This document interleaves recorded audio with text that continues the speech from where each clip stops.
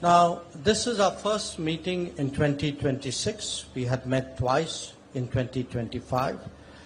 Understandably, much of the discussions and indeed the bilateral exchanges were devoted to the current state of the world. Being Quad, we naturally focused on issues of particular relevance to the Indo-Pacific. Because we are four maritime democracies located at different ends of the Indo-Pacific, the exchange of perspectives was an exercise of considerable value. The maritime domain has seen a steady expansion of collaboration, including surveillance and domain awareness, logistics network, undersea cables, training, capacity building, and HADR activities. We will be continuing to deepen these areas in the times ahead.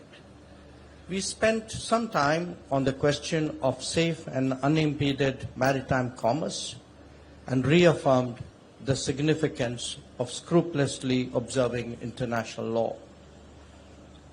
Our four nations are also market economies.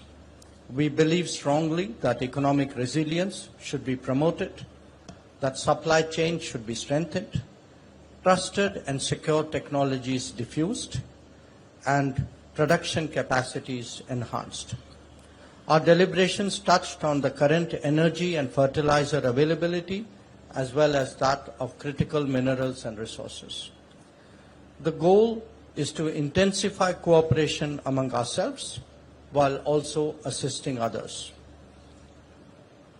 We, the Quad nations, are open societies who foster innovation and creativity in our quest for growth and prosperity. These forces are strengthened when we undertake more exchanges, as we intend to do. So, whether it is in business forums, healthcare initiatives, or digital activities, each facet of a joint effort makes the region that much better. As democratic nations, we also devoted attention to countering the common threat of terrorism. There must be zero tolerance for terrorism, and nations subject to terrorist attacks have the right to defend themselves. A free and open Indo-Pacific has many dimensions and facets. Our meeting today took stock of the progress in many of them while encouraging exploration in others. In the coming days, whether it is economic activity, energy trade, or maritime commerce, the Indo-Pacific will become even more important to the world. The responsibilities of the Quad will grow commensurately, and we must prepare for that. So, as the host, let me thank my colleagues for their valuable contributions in what has been a very productive and forward-looking meeting. Thank you. Thank you, sir. I now invite Minister of Foreign Affairs of Australia for her remarks. Madam, the floor is yours.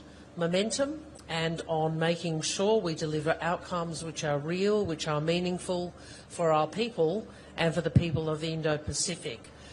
As Minister Jaishankar has said, we recognise our obligation, our responsibility to provide real choices, particularly as strategic circumstances in our region are deteriorating. The region is facing acute economic stress. We know the world is more unpredictable. We know economic volatility is increasing. And we know the consequences for our region of the Iranian closure of the Strait of Hormuz and what that means for our energy security, for our economies and for our people.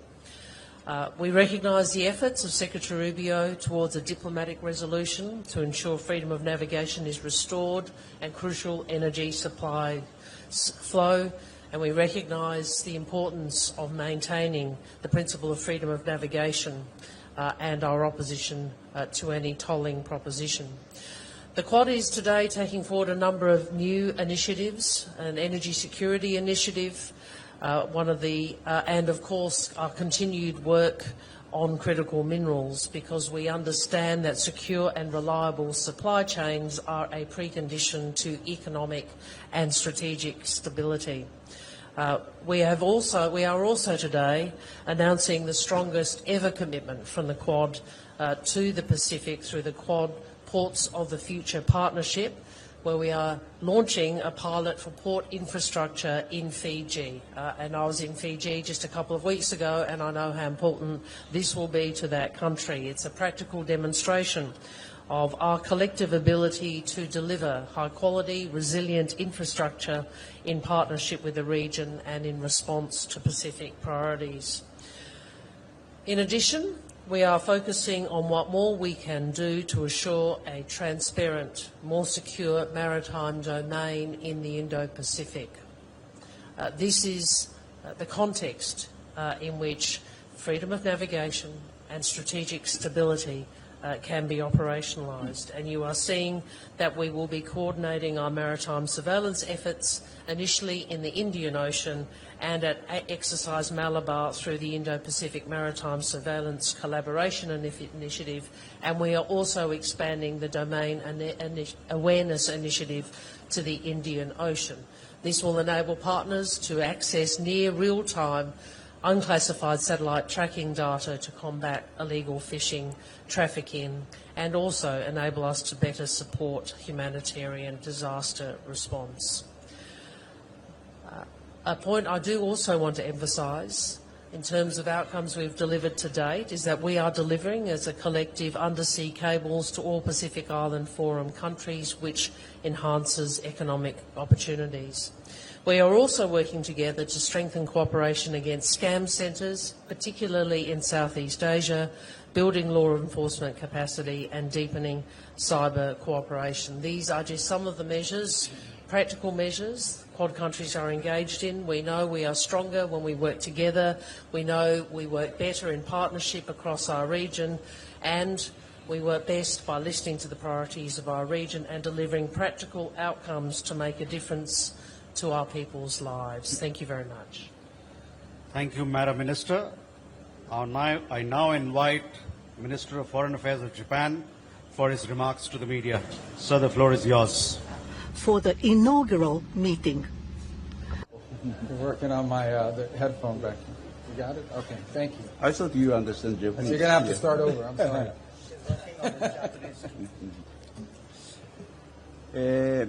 それから7年を経て It's been 7 years since then, and I am delighted to see the progress of the Quad Cooperation, which is the propellant for realizing the FOIP, or the Free and Open Indo-Pacific. 10 years have passed since FOIP has been advocated. There has been significant change in the international circumstance. At the beginning of the meeting today, I emphasized the importance of our 4 nations of the Quad in realizing the FOIP. I also explained the significance of the updated FOIP. The point of the update of FOIP is that the countries of the Indo-Pacific should strengthen the resiliency and the capacity to determine their own future. Today's meeting gave us a good opportunity to send a unswerving and unshaken message that the Quad will advance the necessary concrete cooperation for this. Also today, through frank exchange of views, we were able to align our strategic perceptions on regional developments and agreed to strongly oppose attempts to unilaterally change the status quo by force or coercion. We shared deep concern over the export restrictions of critical minerals and others as well.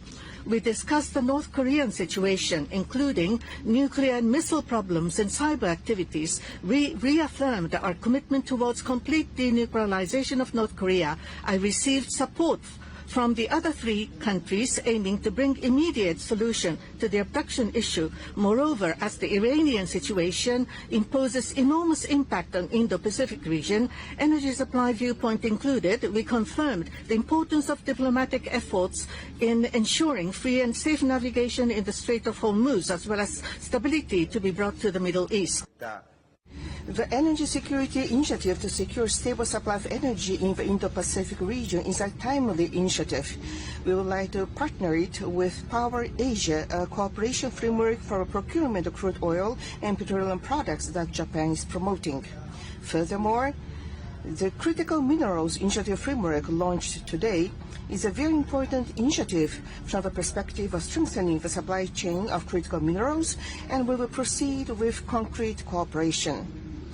In this way, today we have agreed to promote various cooperation projects. We would like to work together among the Quad to develop resilience and strengthen capacity to determine their own paths in the region and to promote cooperation that truly benefits this region. Thank you very much.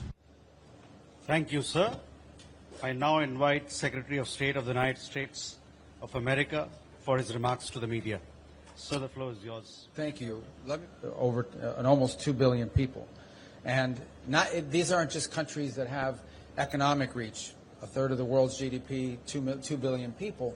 They are countries who share strong values, strong, vibrant democracies who also are committed to many of the same concepts with regards to economic development and have many aligned interests in those fields as well.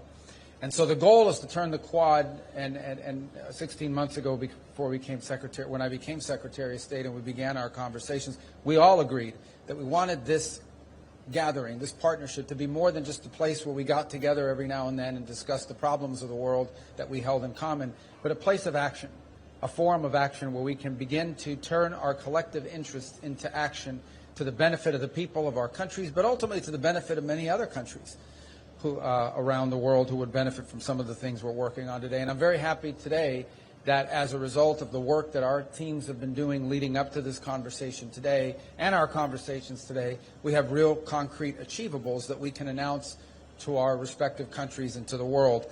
On the issue of maritime security, there are two big announcements. The first is the launch of the Indo-Pacific Maritime Surveillance Corporation Initiative, which is going to leverage each of our countries' maritime surveillance capabilities in the Indo-Pacific to enhance information sharing.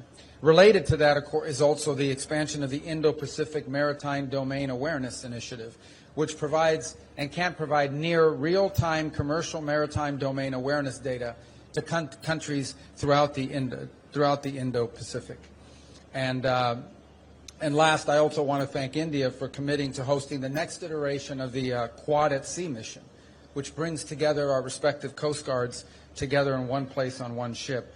And the reason why maritime security is so important, beyond the fact that current events remind us of what can happen when maritime security is impeded, is the fact that 60% of global maritime trade passes through the Indo-Pacific, and it's a vital national interest, not just to the 4 countries represented here today, but to dozens and dozens of countries, countless countries around the world. The second initiative is an exciting one, and that is that we're going to be partnering on issues of port infrastructure, in particular in response to insufficient port capacity in the Pacific Islands.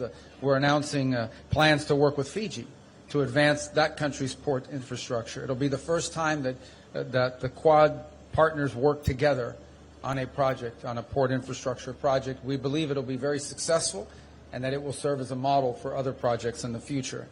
The third topic, which we hear a lot about these days, that we'll have some deliverables on today, is the issue of critical minerals. We'll announce the Quad Critical Minerals Framework, which will guide each of us to leverage economic policy tools and coordinate investment to strengthen critical mineral supply chains, including in mining and processing and in critical minerals recycling. Finally, on energy and fuel security, we'll be announcing the Quad Initiative on Indo-Pacific Energy Security that will help strengthen regional energy resilience. And through this initiative, the partners will work to identify areas of cooperation in technology, in management, and policy, and international market analysis, and emergency response exercises. We'll be releasing a standalone statement on this initiative, and the Department of Energy from the United States will be hosting Quad partners later this year for a fuel security forum to further expand on this. So we are beginning to show real achievements and real accomplishments. We are deeply committed to this partnership. It is a linchpin and a cornerstone of our global strategy as a nation in the United States. That's why we're so happy to be here today, and that's why we're excited about the initiatives that we're announcing. And we're even more excited about the initiatives we're going to be working together as these take life and new opportunities present themselves. And I want to thank all of you, all 3 of you, for being here. I want to thank you for hosting us. Minister Jay Shankar, and I want to thank India, by the way, for being a tremendous host. We've been here now for 4 days, and it's been a phenomenal visit. So thank you as well for everything you've done to extend such a welcome and allowing us to meet with so many people, and just as importantly, you're hosting this event. Thank you. Thank you, sir. Thank you. With that, ladies and gentlemen, we come to the close of this session.